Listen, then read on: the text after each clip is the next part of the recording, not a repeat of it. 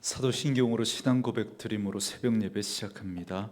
전능하사 천지를 만드신 하나님 아버지를 내가 믿사오며 그 외아들 우리 주 예수 그리스도를 믿사오니 이는 성령으로 잉태하사 동정녀 마리아에게 나시고 본dio 빌라도에게 고난을 받으사 십자가에 못 박혀 죽으시고 장사한 지 사흘 만에 죽은 자 가운데서 다시 살아나시며 하늘에 오르사 전능하신 하나님 우편에 앉아 계시다가 저리로서 산자와 죽은 자를 심판하러 오시리라. 성령을 믿사오며 거룩한 공회와 성도가 서로 교통하는 것과 죄를 사하여 주시는 것과 몸이 다시 사는 것과 영원히 사는 것을 믿사옵나이다. 아멘. 이 아침에 우리에게 주시는 하나님의 말씀은 누가복음 4장 31절에서 44절 말씀까지입니다. 누가복음 4장 31절에서 44절 말씀까지. 우리 말씀 찾으셨으면 한 목소리로 같이 읽겠습니다. 갈릴리의 가버나움 동네에 내려오사 안식일에 가르치심에 그들이 그 가르침에 놀라니 이는 그 말씀이 권위가 있음이로라. 회당에 더러운 귀신 들린 사람이 있어 크게 소리질러 이르되 아 나사렛 예수여 우리가 당신과 무슨 상관이 있나이까? 우리를 멸하러 왔나이까? 나는 당신이 누구인 줄 아노니 하나님의 거룩한 자니이다. 예수께서 꾸짖어 이르시되 잠잠하고 그 사람에게서 나오라 하시니 귀신이 그 사람을 무리 중에 넘어뜨리고 나오되 그 사람은 상하지 아니한지라. 다 놀라 서로 말하여 이르되 이 어떠한 말씀인고 그 권위와 능력으로 더러운 귀신을 명하며 나가는도다 하더라. 이에 예수의 소문이 그 근처 사방에 퍼지니라. 예수께서 일어나 회당에서 나가사 시몬의 집에 들어가시니 시몬의 장모가 중한 열병을 앓고 있는지라. 사람들이 그를 위하여 예수께 구하니 예수께서 가까이 서서 열병을 꾸짖으신데 병이 떠나고 여자가 곧 일어나 그들에게 수종드니라. 해질 무렵에 사람들이 온갖 병자들을 데리고 나오매 예수께서 일일이 그 위에 손을 얹으사 고치시니 여러 사람에게서 귀신들이 나가며 소리질러 이르되 당신은 하나님의 아들이니이다.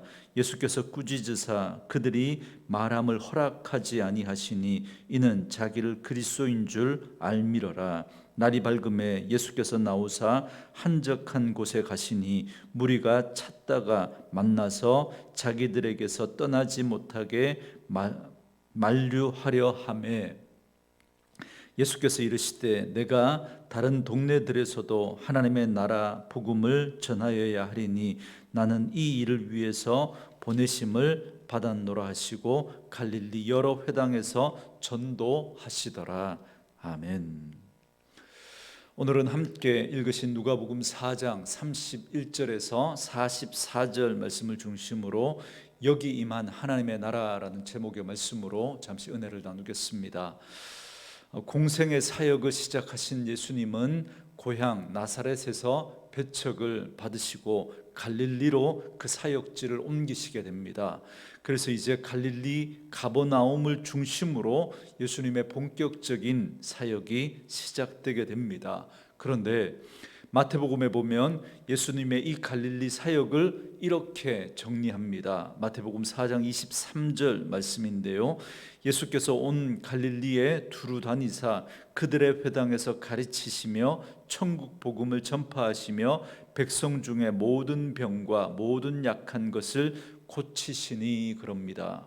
그러니까 예수님의 갈릴리에서의 사역은 세 가지로 정리할 수 있습니다.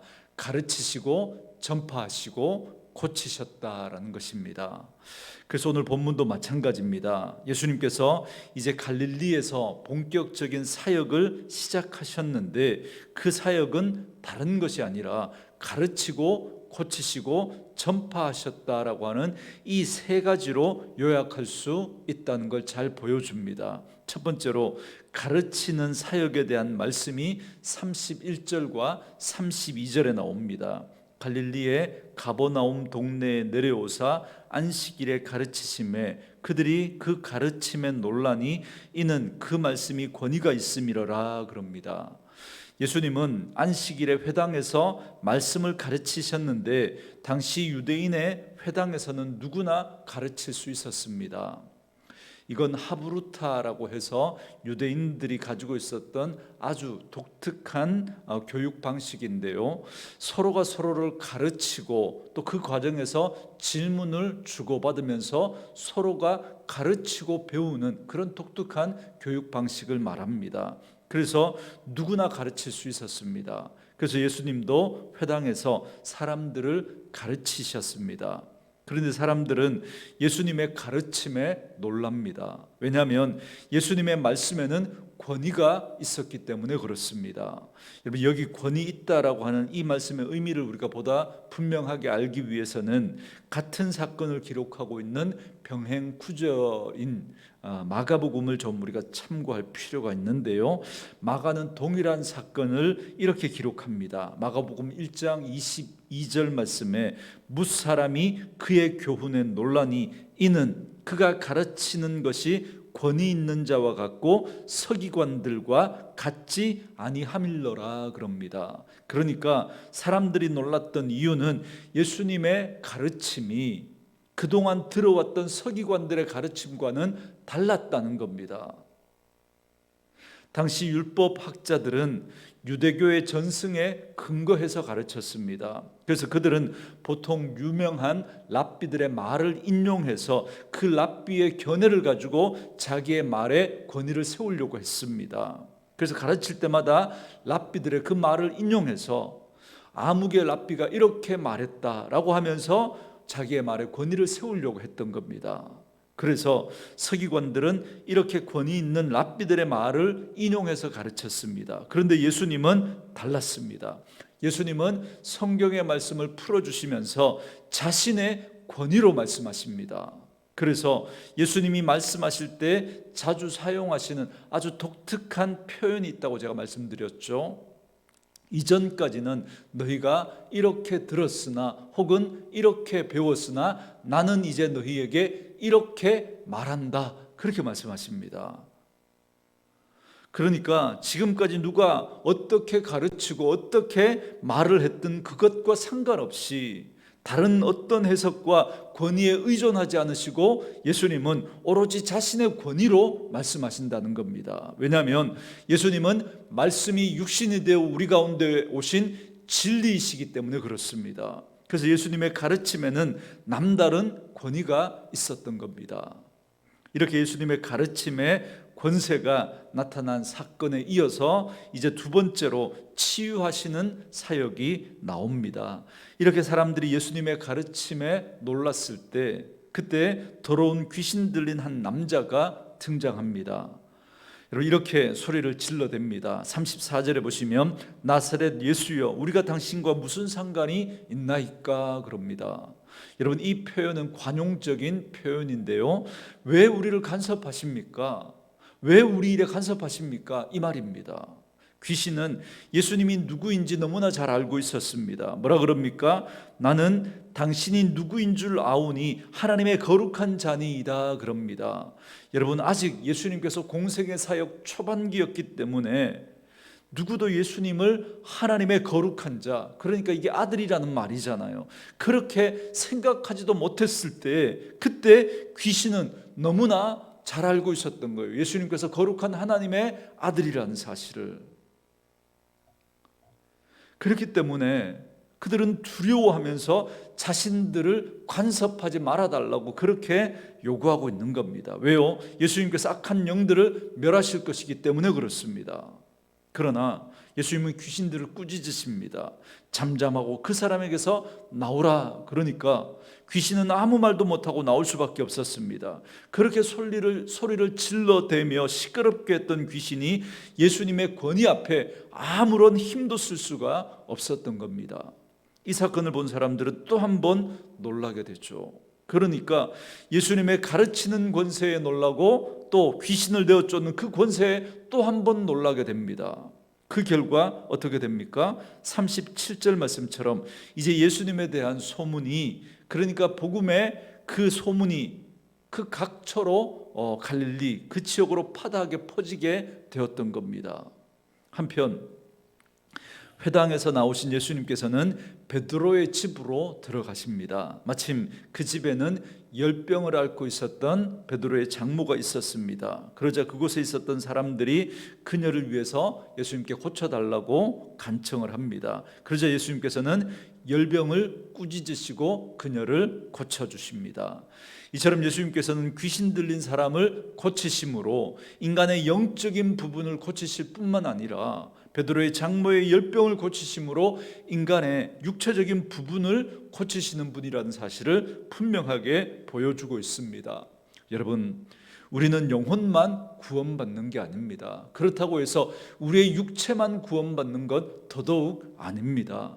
우리의 영혼과 우리의 육체가 모두 구원받아야 합니다. 그래서 우리의 구원은 전인적인 구원이다, 이런 표현을 씁니다. 그렇기 때문에 정말 구원받은 하나님의 백성들은 그의 삶이 아름답고 규모 있고 질서 있고 선하고 매력적일 수밖에 없습니다. 왜냐하면 죄로 말미암아 죽었던 우리의 영혼이 다시 살아나게 되고 죄로 말미암아 망가졌던 우리의 육체와 정서적인 그 부분까지 치유가 일어나기 때문에 그런 치유가 일어난 사람의 삶이 아름답고 질서 있고 규모 있고 선하고 매력적인 모습으로 바뀌어지게 되는 것입니다. 물론 예수 믿고 구원받았다고 당장 완벽하게 그렇게 되는 건 아닙니다. 그러나 믿음이 좋아지면 좋아질수록 점점 더 아름답고 규모 있고 질서 있고 선하고 매력적인 모습으로 온전해지게 되는 것입니다. 저는 말씀으로 이 하루를 시작하는 저와 여러분에게 이 은혜가 있기를 주의 이름으로 축원합니다. 이제 오늘 본문의 마지막 단락인 43절과 44절 말씀에서는 예수님의 세 번째 사역인 하나님 나라의 복음을 전파하는 장면이 나옵니다. 그런데 그 전에 보면 42절에서 예수님의 권위 있는 가르침에 놀라고 또 귀신을 내쫓으시고 병든 자를 고치시는 그 예수님의 치유 사역에 놀랐던 사람들이 이 예수님을 붙잡고 자기들에게서 떠나가지 마시도록 만류하는 장면이 나옵니다.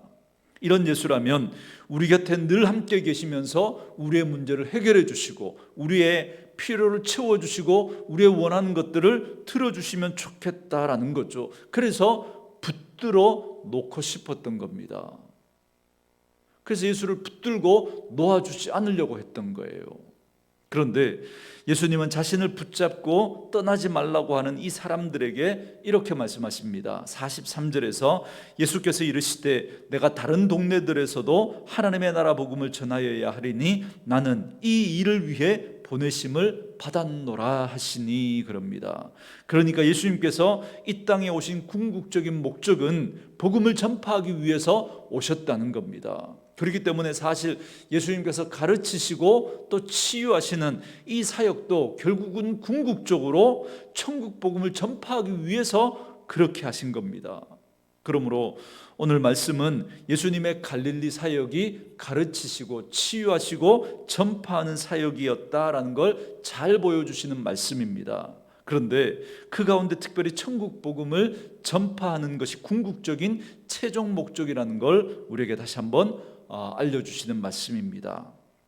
그래서 저는 우리 사랑하는 온누리 교회가 이 사역을 잘 감당하는 그런 교회가 되어줄 수 있기를 원합니다. 그러나 저는 우리가 가르치고 치유하고 전파하는 여기에 너무 마음을 빼앗기지 않았으면 좋겠습니다. 여기에 너무 우리의 마음이 치우치지 않았으면 좋겠습니다. 그 전에 우리가 먼저 해야 할 것이 있습니다. 그 전에 예수님이 가르치셨으니까 우리는 뭐 해야 합니까? 우리는 배워야죠. 예수님이 치유하셨으니까 그 전에 우리는 뭐 해야 합니까? 치유를 받아야죠. 예수님이 천국 복음을 전파하셨으니까 우리는 그 복음을 받아야죠. 여러분, 이게 먼저입니다. 이게 이 일이 우리 안에 먼저 일어날 수 있게 되기를 주의 이름으로 축원합니다. 여러분, 오늘날 우리 안에 일어나는 모든 문제들의 근본적인 원인이 어디에 있다고 생각하십니까? 먼저 배우지 않고 가르치려고 하기 때문에 그렇습니다. 먼저 치유받지 않고 치유하려고 하기 때문에 그렇습니다. 복음을 제대로 받지 않고 유사복음을 전하려고 하기 때문에 그렇습니다. 여러분, 이건 틀림없는 사실입니다. 여러분, 잘 보세요. 이번 코로나 상황 속에서 한국교회 문제들과 선교단체들의 문제들을 여러분 한번 잘 보십시오. 그 핵심에 들어가 보면 바로 이 문제가 들어가 있는 겁니다. 이 문제가. 그들은 자기들만 옳다고 생각하고 누구에게도 배우려고 하지 않습니다. 심지어 이 성경이 말하고 있는데도 이 성경을 통해서도 배우려고 하지 않습니다. 그들은 치유받지 않은, 그들의 그 치유받지 않은 상처와 그 인격으로 인해서 자꾸만 오해하고 자꾸만 부딪히고 자꾸만 싸우려고 합니다. 온전히 치유받지 못했기 때문에 그렇습니다. 복음을 제대로 받지 않으니까 자꾸만 왜곡된 복음을 주장하는 겁니다. 여러분, 이게 오늘 우리 한국교회와 여러 그런 문제들의 그 근본 원인인 겁니다. 오늘 이 말씀을 다시 한번 묵상하시고 먼저 우리 안에서 예수님의 가르침을 우리가 배우고 예수님의 치유하심을 우리가 먼저, 그 치유하심으로 우리가 먼저 치유를 받고 예수님이 전하신 그 천국 복음을 우리가 제대로 알고 받아들이는 그 은혜가 먼저 우리 안에 일어날 수 있게 되기를 주의 이름으로 축원합니다. 그런데 저는 오늘 이 말씀을 묵상하면서 또 한 가지를 깨닫게 되는 말씀이 있습니다. 조금 전에도 말씀을 드렸던 것처럼 예수님께서 많은 병자를 고치시는 것을 보고 사람들이 그 예수님을 자기들 곁에 붙들어 두려고 합니다. 그러니까 예수님을 자신의 유익을 채워줄 존재로 알고 그들을 곁에 붙들어 두려고 했던 거죠. 여러분, 저는 여기서 너무 죄인된 우리 인간들의 지독한 이기주의와 지독한 자기 중심적인 모습을 다시 한번 보게 됩니다. 자기의 유익과 욕심을 위해서라면 여러분, 물불을 가리지 않습니다. 물불을. 하나님께서 약속하신 메시아가 이 땅에 오셔서 행하시는 그 놀라운 그 자기 증거를 보면서도 그들에게는 오직 한 가지 생각밖에 없습니다. 한 가지 생각밖에. 그 예수를 나를 위해서, 우리를 위해서 묶어두자는 겁니다. 이러한 모습들을 여러분, 우리는 복음서 여러 곳에서 볼 수 있습니다. 여러분, 특별히 요한복음 6장에 보면 예수님께서 오병이어 사건 이후에 사람들이 그 예수를 자기들의 임금 삼으려고 하지 않습니까? 여러분, 사실 인간적인 입장에서 생각해 보면 여러분, 예수님 입장에서도 이건 여러분, 이거 싫지 않은 제안 아닙니까? 쏠깃할 만한 그런 제안 아닙니까? 여러분, 분별하셔야 됩니다. 여러분, 분별하셔야 됩니다. 추종하는 자들의 이기심과 그리고 이끄는 자들의 이기심이 들어맞아서 그것으로 만들어진 그 결과물에 얼마나 많은 사람들이 속고 있는지 모릅니다. 여러분, 분별하셔야 됩니다. 그러나 예수님은 자신이 이 땅에 오셔서 하셔야 할 일을 분명히 알고 선언하십니다. 내가 다른 동네들에도 하나님의 나라 복음을 전하여야 하리니 나는 이 일을 위해서 보내심을 받았노라 그럽니다. 그리고는 그 달콤한 제안을 뿌리치시고 갈릴리 여러 회당을 다니시면서 천국 복음을 전파하십니다.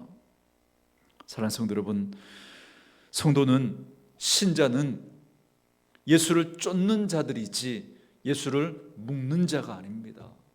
다시요, 성도는 예수를 쫓는 자이지 예수를 묶는 자가 아닙니다.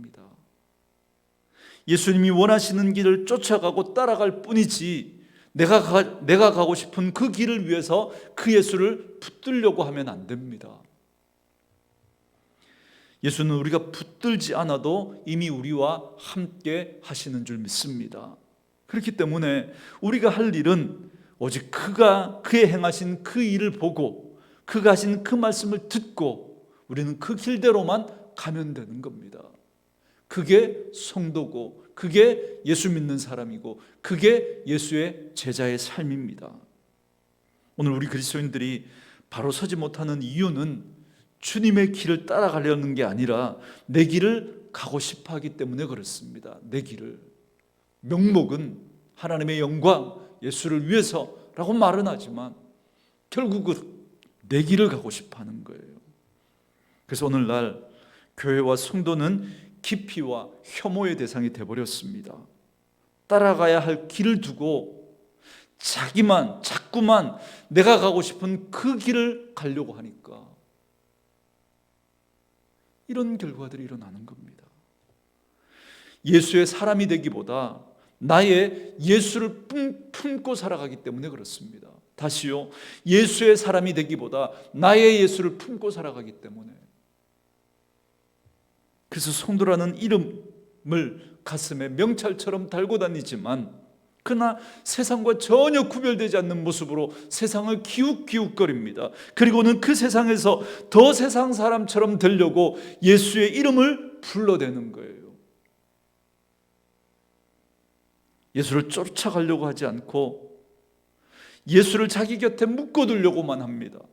그런다고 결코 그렇게 될 리도 없지만 말입니다. 사랑하는 성도 여러분, 오늘 이 아침에 다시 한번 우리는 우리의 길을 점검해 볼 수 있어야 합니다. 우리가 걸어가고 있는 이 길 앞에 정말 예수님이 계십니까? 우리가 걸어가는 그 믿음의 길, 그 길 앞에 정말 예수님이 계십니까? 아니면 예수님이 없는데, 예수님은 안 계시는데, 예수님은 저 멀리 뒤에 계시는데 한사코 예수님을 불러서 내가 가고 싶은, 내가 이루고 싶은 그 일에 예수님을 묶어두려고 하는 그런 우리의 모습은 아닙니까? 오늘 이 아침에 정직하게 우리의 모습을 돌아볼 수 있는 이 아침 되어줄 수 있기를 주의 이름으로 축원합니다. 이 시간에 우리 내 삶의 이유라라고 하는 찬양 들으시면서 오늘 말씀 묵상하시면서 기도하는 시간 가질 수 있기를 바랍니다.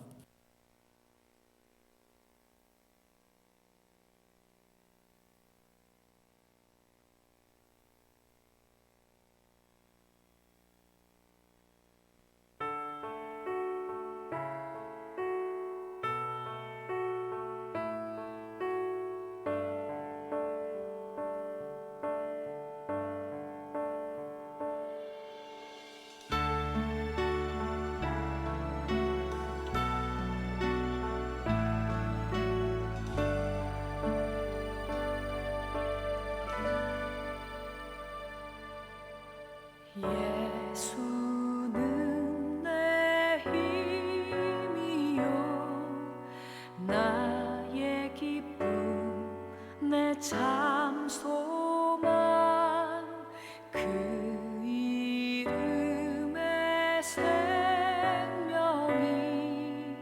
내 삶의 이유라 내가 사나 죽으나